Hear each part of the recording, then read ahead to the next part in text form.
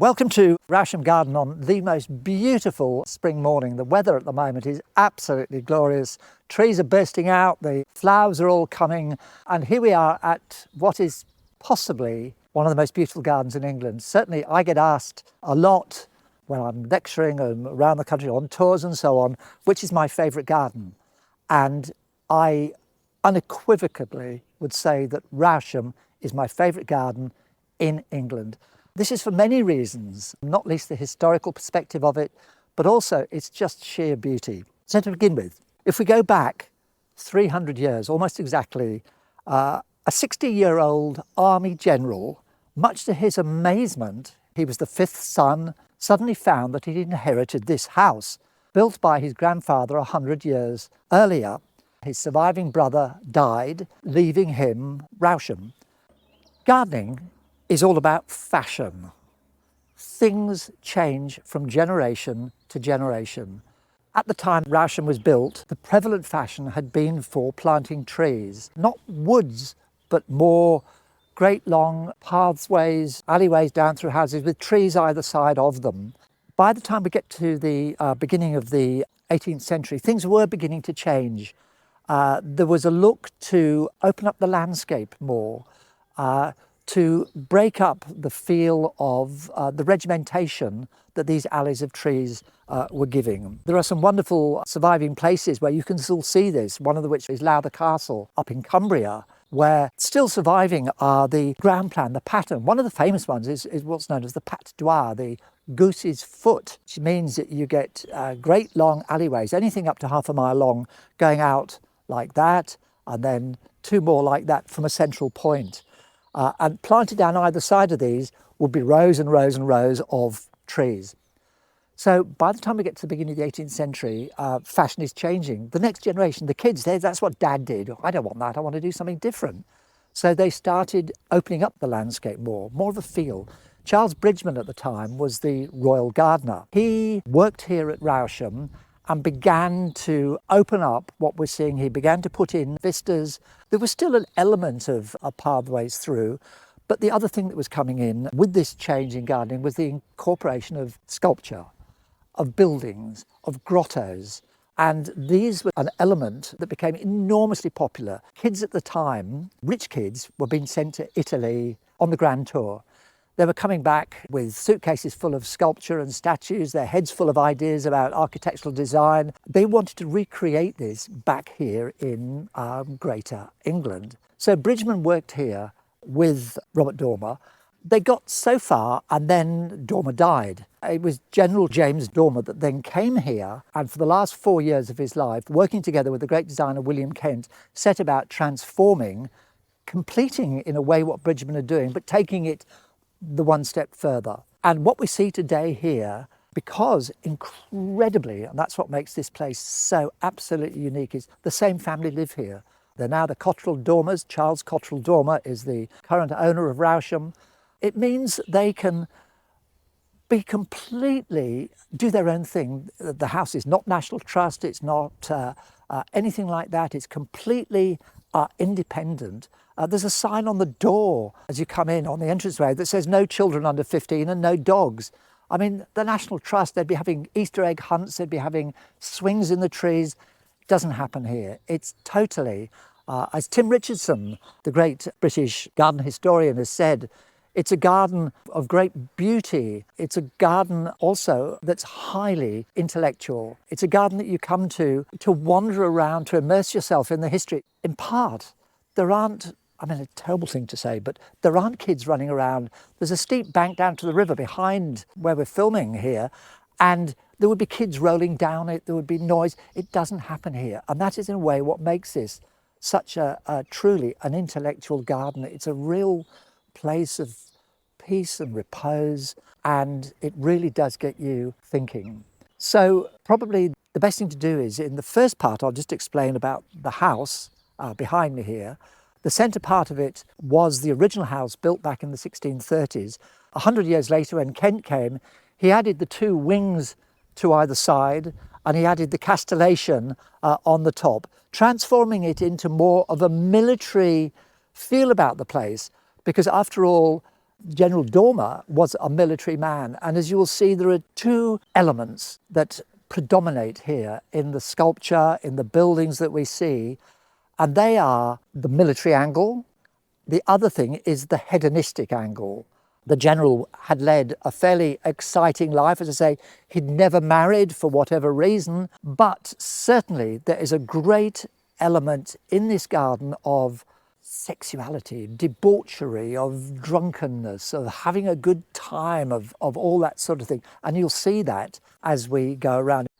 This wonderful sculpture sits directly at the end of the bowling green, looking straight back up to the house. It is the central piece of sculpture within the garden. It's pretty gruesome. It's a lion killing a horse. It was made by a famous sculptor at the time, Peter Schumacher, and made specifically to go here in the garden. Now, why a lion killing a horse, you might wonder? Well, the lion represents England. The horse is the emblem of France.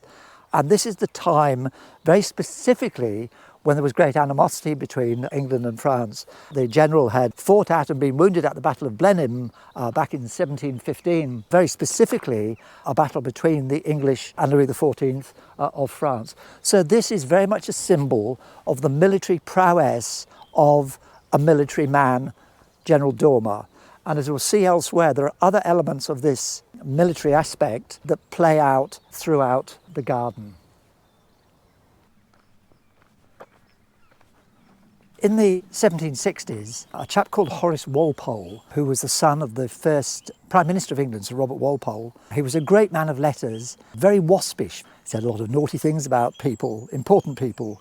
He felt he could because he was the son of the Prime Minister. But he wrote the most marvellous little book called The History of the Modern Taste in Gardening. It was modern gardening as gardening was in the 1700s. In it, he waxes very lyrical. He goes back to the beginning, he begins with gardening in Roman times and so on, and comes back to the present day, which for him was William Kent and the coming of Capability Brown.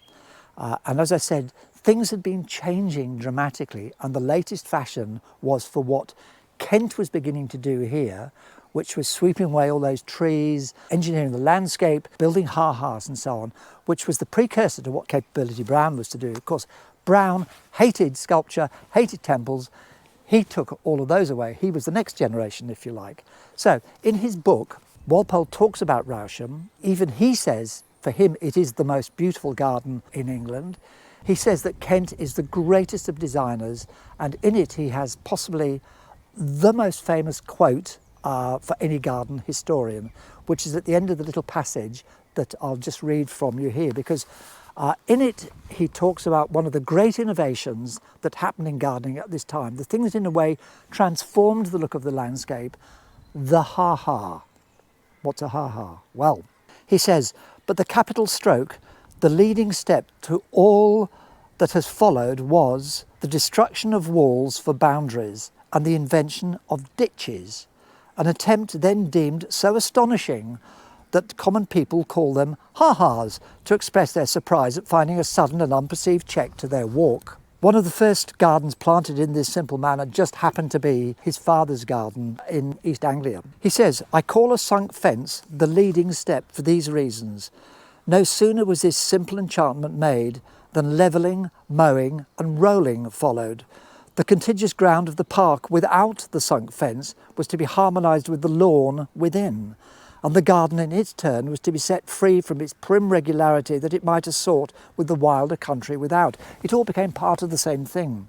The sunk fence ascertained the specific garden, but that it might not draw too obvious a line of distinction between the neat and the rude, the outside, the contiguous outlying parts came to be included in a kind of general design. It all became one. And when nature was taken into the plan under improvements, every step that was made pointed out new beauties and inspired new ideas.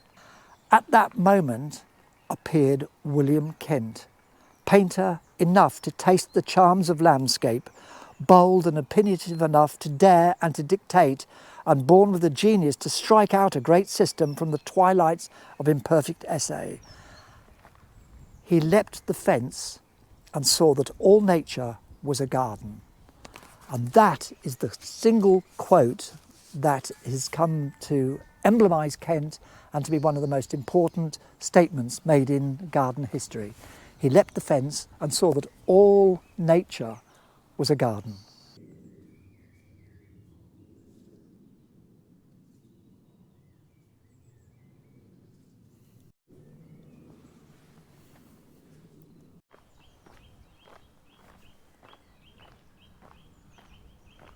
This piece of sculpture is fascinating because the General, James Dormer, he wanted to be buried here. And in fact, we have the plans that were drawn up by William Kent for his sarcophagus that was going to sit just here. Unfortunately, the church said, no, you can't do that. So he's indeed buried in the local church. However, this is an exact replica of what was going to be. So in a way, if you could imagine the General sitting inside this piece here.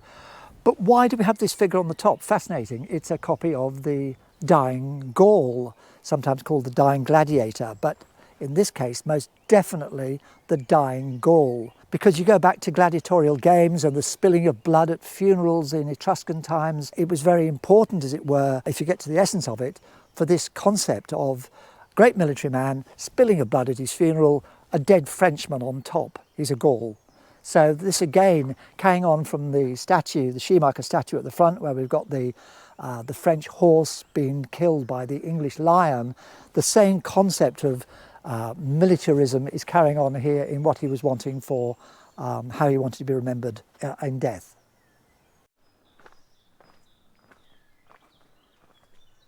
Okay, I'm standing here outside the Praenesti terrace, so called for the Praenesti terrace at Palestrina in Tivoli outside Rome.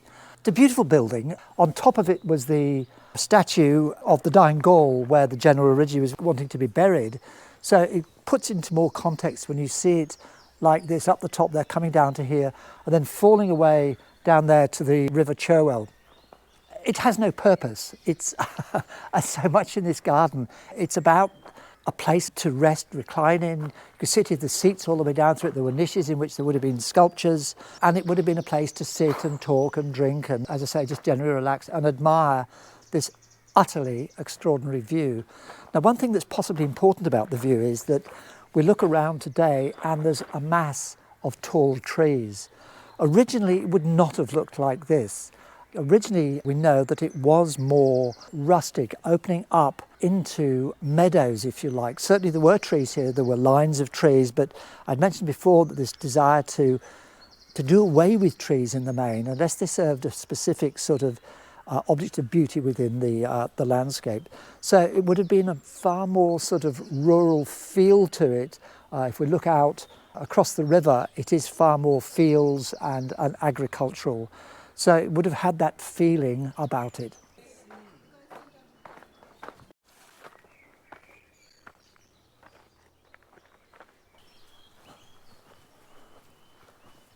This, for me, is one of the most beautiful things at Rousham, this one statue and its situation here in the gardens at the end of this beautiful long alley coming up the hill slowly towards it. It was always designed to be a central part of the garden.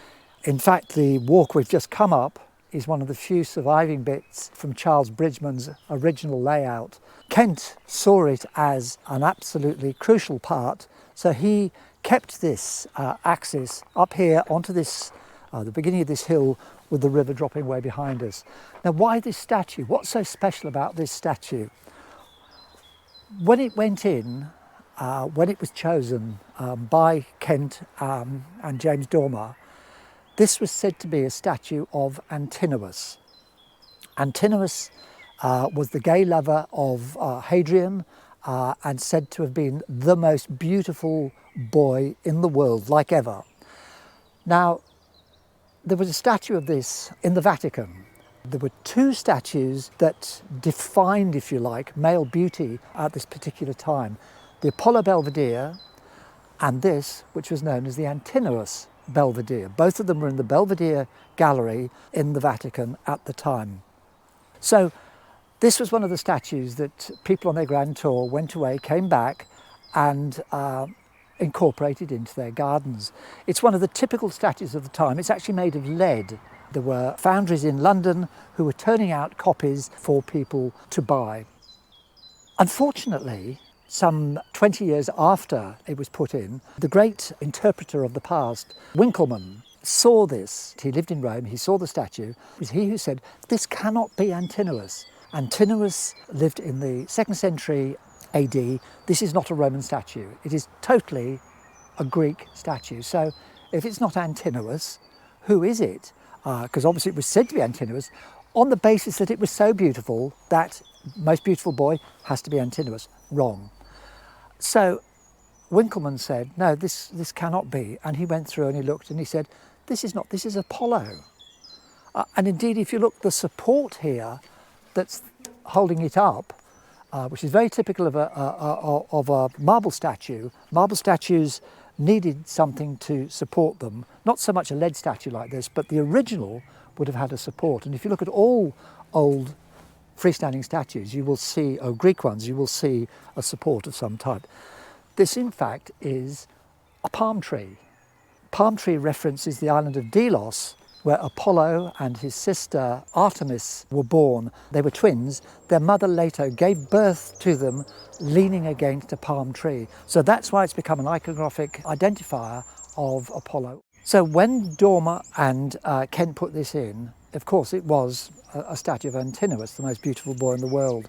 But subsequently it's gone back to its original name and is of course Apollo. And it's known now as the Rousham Apollo. But we should bear in mind that if we're going to try and understand this garden, this concept of this garden of great hedonism, of great sexuality. There's 3 statues alone here of Aphrodite, the goddess of sexual desire, and Antinous, the most beautiful boy in the world, and so on. This continues in the layout of the sculpture.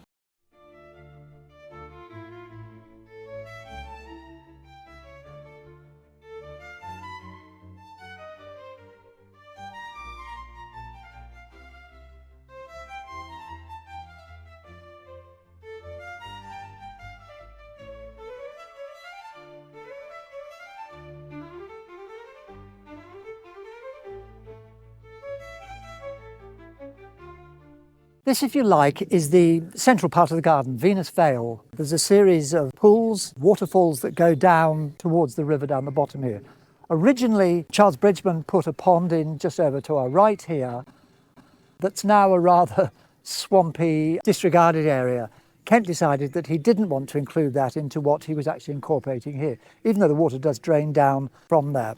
Bridgman had also put in a circular pool here in the middle. Kent decided to make octagonal. In so doing, he put a waterfall at one end and another, when I say a waterfall, more of a little cascade here at the top, which, if you like, is the central part of the garden and gives, with the statue, gives it its name of the Venus Vale, flanked either side by 2 swans, which were her avatar. She would sweep around riding on swans because, of course, the strange thing about the Greek gods, they didn't have the power of flight. Apart from Hermes with his winged feet, or Zeus when he could transform himself into either an eagle or a thunderbolt, the others all had to find other means of getting around pre-Uber days. And Aphrodite chose to travel riding on a swan. At the top of it, rather wonderfully, is a memorial to James Dormer's favourite otter hound, because of course the river Cherwell just down the bottom at that time had otters in it, and one of the things they did was they hunted them with packs of otter hounds. And in front of this stone lie the remains of Ringwood, an otter hound of extraordinary sagacity. Tyrant of the Cherwell's flood, come not near thy tired gloom, nor with thy insulting brood dare pollute my Ringwood's tomb. What the death has laid him low, long the terror of thy race, couples taught by him to know, taught to force the lurking place. And then incorporating the last verse are the names of the other members of the pack. Hark now, stubborn's airy tongue, warns the time to point the spear. Rough and loud thy knell has rung, ruler echoes, death is near. All the skies in concert rend, butler hears with highest glee, still thy master and thy friend, Ringwood, ever think on thee, lovely. To the left over here, we have Pan, the great god of unreason, of the wild, of the natural state, of the world out there beyond the ha-ha, if you like. And he's standing there with his panpipes, looking in here. On the other side, we have Dionysus, Bacchus, the god of wine, the god of death, and of course the god of theatre, all of which are the god of the altered state. You drink too much, you get drunk, you fall over. Theatre, you put on a mask, you become somebody you're not, and of course death is the ultimate way of becoming someone you're not. So Dionysus, the great god of the altered state, but also the great party god, if you like, being the god of wine. So it's fascinating that we have Dionysus paired with Pan, together with making this triumvirate, if you like, with Aphrodite in this beautiful central setting.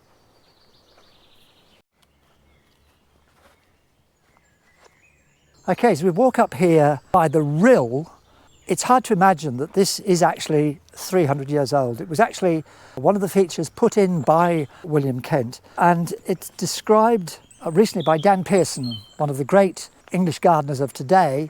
For those of you who've been to Lowther Castle, you'll be well aware of his work there.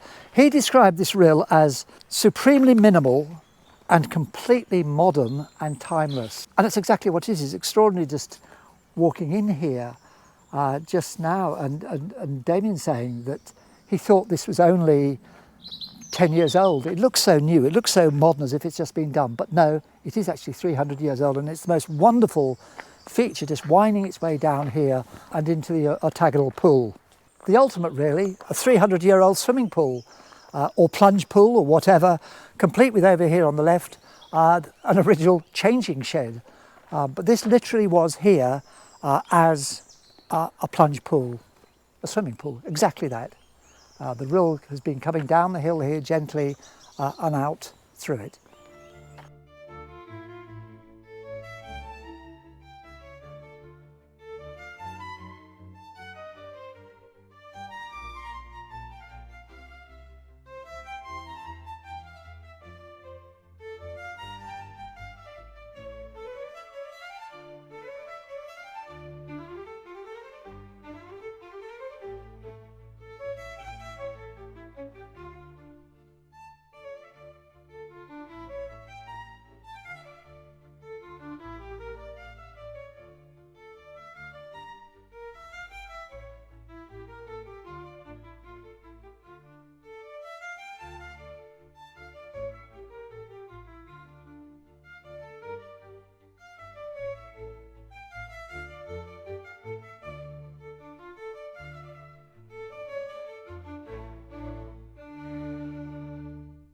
Okay, we're now about to walk through from the traditional landscaped part of the garden to the utilitarian, if you like. At the time it was the walled garden where vegetables, fruit was grown. There's a dovecot in there. So it's very much the part that was hidden away from the rest of the house. And you find this in many big houses. The walled garden was often a long way away from the actual house itself. But of course fashion changes, and this is the extraordinary thing about gardens and gardening. A garden, for a start, is not the same from one day to the next, let alone 1 year to the next. It changes all the time. Plants die and don't come back the next year. Something else replaces it. I mean, I think just here, cardoons were planted, verbena was planted, lupins were very fashionable. It's something else different at the moment. It's dogwoods, it's other things that people are looking to plant. But this will change year on year. So what I'm trying to say is we're now going through into the changing garden, if you like, something that is very different to what it was 300 years ago. It's now the most beautiful herbaceous walled garden. Come and have a look. And literally, it's like going into the secret garden.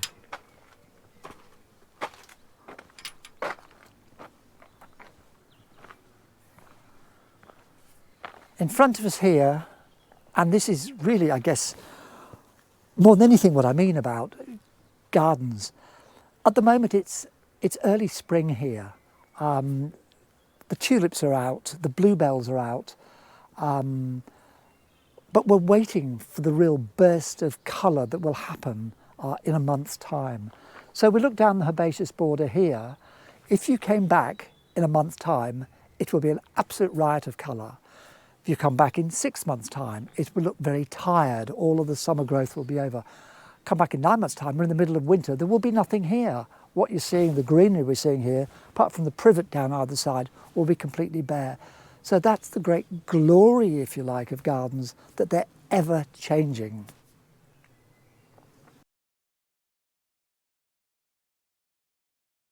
One thing that is very special and does remain from the original days of this as a walled house garden, if you like, are the fruit trees.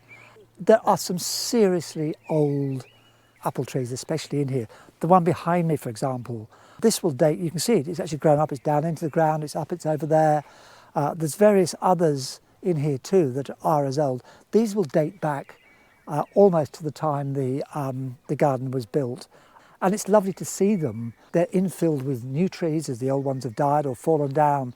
So they've kept this concept of the orchard element of here and just showing the way the layout, it would have tied in with all the vegetables. We're standing on this large lawn at the moment. This will have been totally 100% utterly vegetables.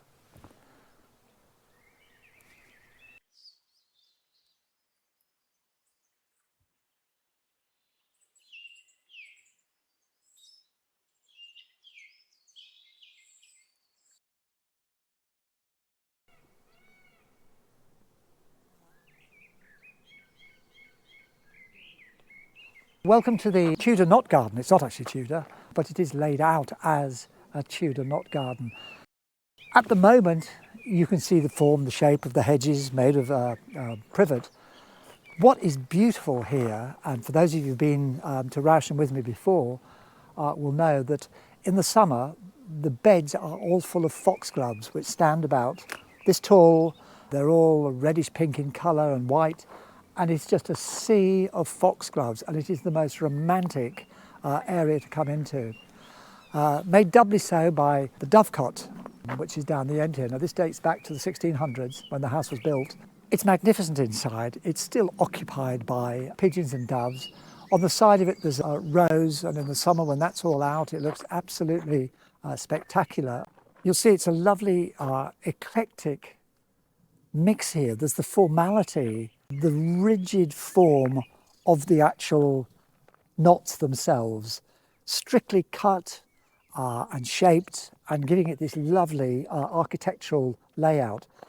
Within it then, there's just bedlam, just madness. It's just beautiful to see at the moment with the dead nettles, the forget-me-nots and so on, and the foxgloves beginning to come. There's roses in here as well. And as I say, when it all comes together, it's just wonderful, but underpinned by this lovely architectural rigidity, and then backdropped, of course, by the beautiful dovecot.